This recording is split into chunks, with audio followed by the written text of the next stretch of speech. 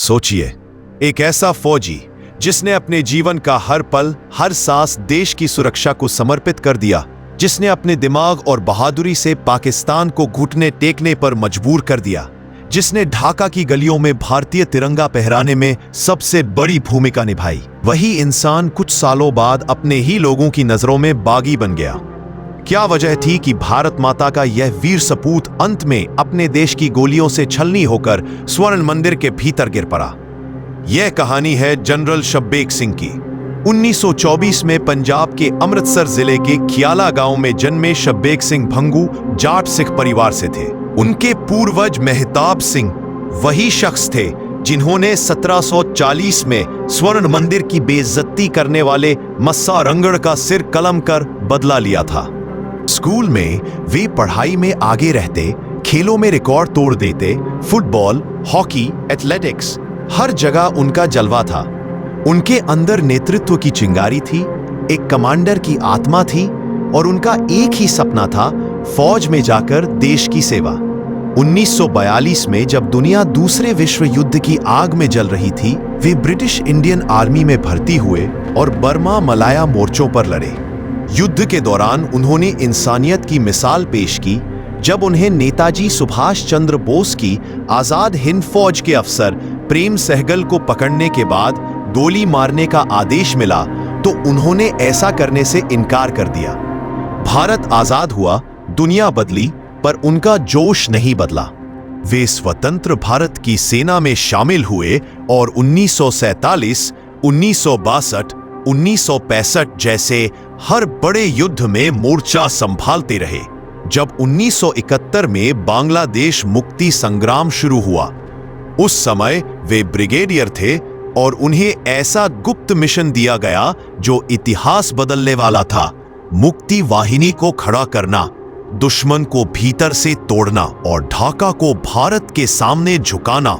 उन्होंने बांग्लादेश के रणभूमि को एक शतरंज की बिसात बना दिया और पाकिस्तान की सेना शतरंज का मोहरा बनकर रह गई। उनकी बनाई रणनीतियों ने पाकिस्तान की कमर तोड़ दी। परिणाम, ढाका में 90,000 पाक सैनिकों ने हथियार डाल दिए। इस महान विजय के नायक शब्बेग सिंह को सर्वोच्च सम्मान दिए गए और वे राष्ट्रीय हीरो बन गए। 1975 में इमरजेंसी का दौर शुरू हुआ।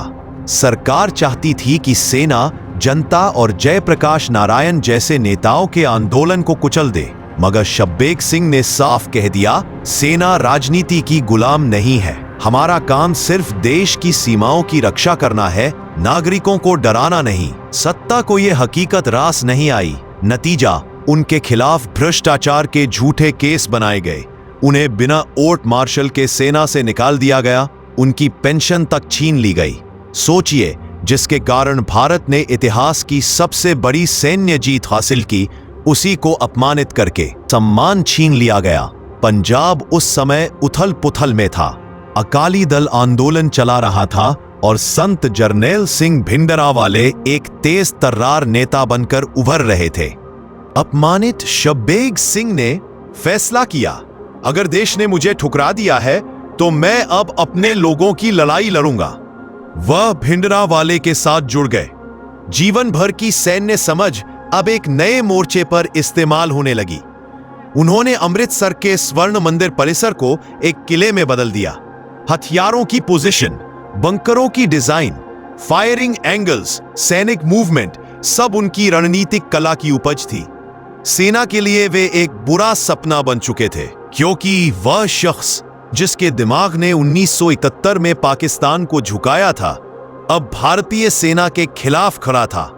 जून 1984, भारत सरकार ने ऑपरेशन ब्लू स्टार छेड़ा। टैंक, मशीन गने, भारी तोपें, सब कुछ धर्म के सबसे पवित्र स्थान पर बरसा दिया गया। गोलियों की आवाजें गुरुद्वारा परिसर में गूंज रही थी। धुआं आसमान छू रहा था और इस युद्ध के बीच खड़ा था जनरल शब्बेग सिंह। 4 जून से 6 जून तक लड़ाई चलती रही। शब्बेग सिंह ने अंतिम समय तक मोर्चा नहीं छोड़ा। गोली उनके शरीर में लगी। स्वर्ण मंदिर के पवित्र फर्श पर उनकी कहानी का अंत हो गया। भारत सरकार और सेना ने कानून तोड़ने वाला और राष्ट्रीय सुरक्षा के लिए खतरा बताया। वहीं पंजाब के बड़े हिस्से में आज भी उन्हें शहीद और धर्म रक्षक माना जाता है। वे एक सच्चे सैनिक थे जिन्हें अपने देश ने सम्मान की जगह बेइज्जती दी और अपमान ही उन्हें उस रास्ते पर ले गया जिसे सरकार विद्रोह मानती है और कुछ लोग संघर्ष।